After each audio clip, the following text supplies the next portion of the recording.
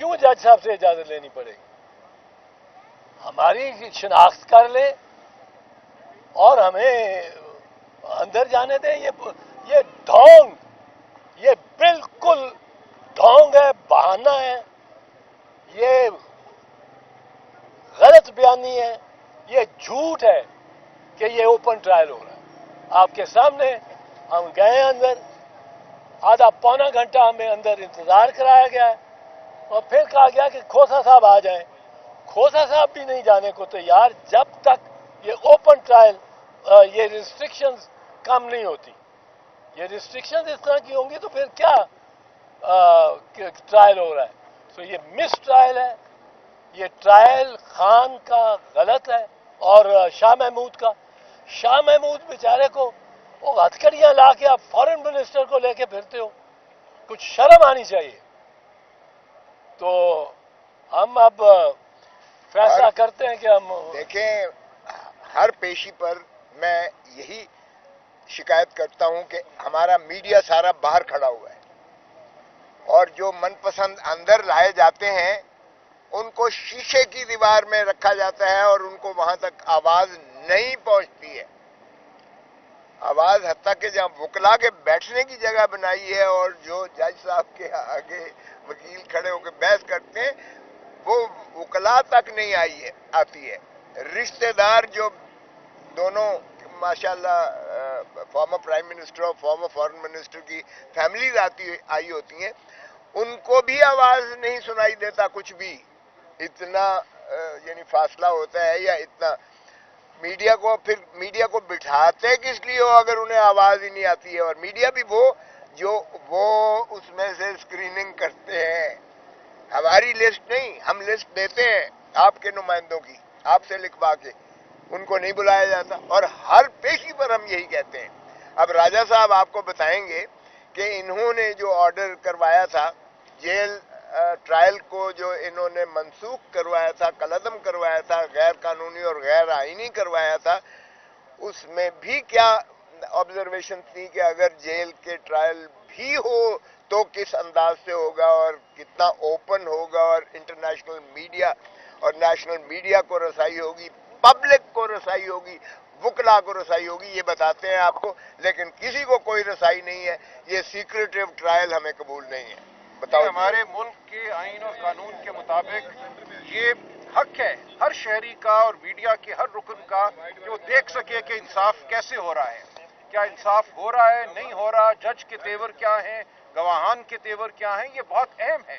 बंद कमरे में तारीकी में ट्रायल नहीं होता और यही फैसला इस्लामाबाद हाई कोर्ट ने दिया और वहां भरपूर अंदाज में ये कहा गया, इस्लामाबाद हाई कोर्ट ने कहा कि अगर किसी वजह से सिक्योरिटी के कोई ठोस आपके पास शवायद हों, उनकी बुनियाद पे अगर आपको जेल में भी ट्रायल करना है तो मीडिया और आवाम को इजाजत होगी कि वो जेल में आ सके। इस वक्त हमारे कहने पर अंदर एक बहुत बड़ा कमरा मुख्तस किया गया है ट्रायल के लिए, जो आसानी से 200 लोगों को ले सकता है। लेकिन गिने हुए 8-10 लोग जो खुद ये प्लांट करते हैं, उनको कहते हैं ये अवाम है, ये पब्लिक एट लार्ज है। मीडिया के 3-4 लोगों को आने देते हैं, उनको भी एक शीशे के पीछे बिठाते हैं, फैमिलीज को दूर बिठाते हैं। ये एक ढोंग रचाया जा रहा है। हम वापस अदालत आलिया के पास जाएंगे। मैं खुद आज इसीलिए आया हूं कि मुशाहिदा करूं यहाँ क्या हालात हैं, और ये जो हालात मुझे नजर आए हैं ये सवाए एक ढोंग के कुछ भी नहीं है।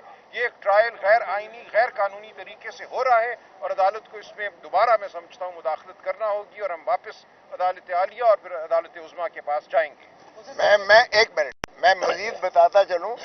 कल 6 घंटे कल बिठा के, सारा दिन बिठा के हमारी बहसें सुनने के बाद हमने कहा जनाब आपको क्या जल्दी है, साइफर केस की बात कर रहा हूं, आपको क्या जल्दी है?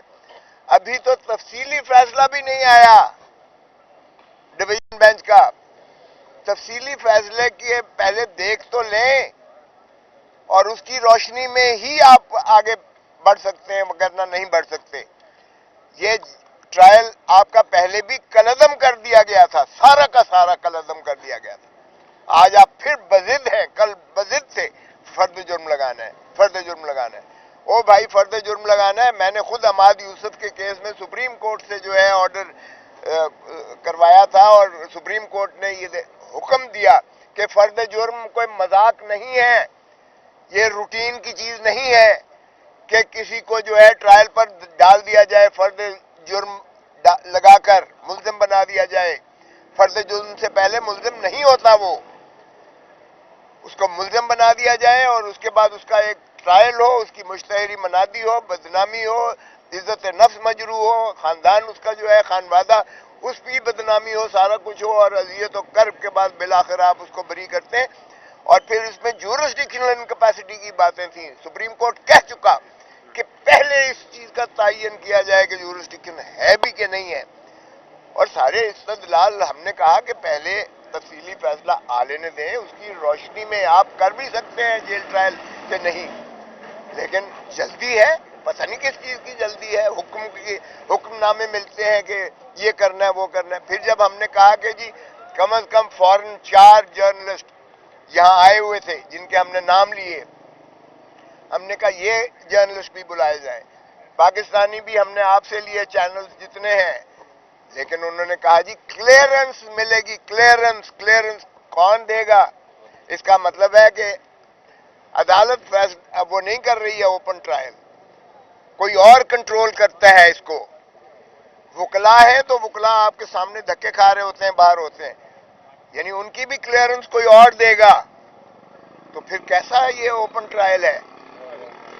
چلیں جی سر، میں ایک منٹ واپس آگے کریں. ایک منٹ ہم سلمان راجہ اور میں، ہمیں اب کہا گیا ہے کہ آپ تشریف آ جائیں، اور ہم جا رہے ہیں اس میں انڈر پروٹیسٹ جا رہے ہیں کہ ہمیں یہ اس میں کوئی ٹرانسپیرنٹ چیز نظر نہیں آئی. بٹ ہم اس وقت جا رہے ہیں کہ ہم بھی دیکھیں کہ کیا ماحول ہے. ہاں کیوں جج صاحب سے اجازت لینی پڑے گی؟ ہماری شناخت کر لے اور ہمیں اندر جانے دیں. یہ ڈھونگ، یہ بالکل ڈھونگ ہے، بہانہ ہے، یہ غلط بیانی ہے، یہ جھوٹ ہے کہ یہ اوپن ٹرائل ہو رہا ہے. آپ کے سامنے ہم گئے اندر، آدھا پونا گھنٹہ ہمیں اندر انتظار کرایا گیا ہے، اور پھر کہا گیا کہ کھوسا صاحب آ جائیں. کھوسا صاحب بھی نہیں جانے کو تیار جب تک یہ اوپن ٹرائل، یہ ریسٹرکشنز کم نہیں ہوتی. یہ ریسٹرکشنز اس طرح کی ہوں گی تو پھر کیا ٹرائل ہو رہا ہے؟ تو یہ مس ٹرائل ہے. یہ ٹرائل خان کا غلط ہے، اور شاہ محمود بیچارے کو وہ ہتھکڑیاں لا کے آپ فارن منسٹر کو لے کے پھرتے ہو، کچھ شرم آنی چاہیے. تو ہم اب فیصلہ کرتے ہیں کہ ہم دیکھیں، ہر پیشی پر میں یہی شکایت کرتا ہوں کہ ہمارا میڈیا سارا باہر کھڑا ہوا ہے، اور جو من پسند اندر لائے جاتے ہیں ان کو شیشے کی دیوار میں رکھا جاتا ہے اور ان کو وہاں تک آواز نہیں پہنچتی ہے.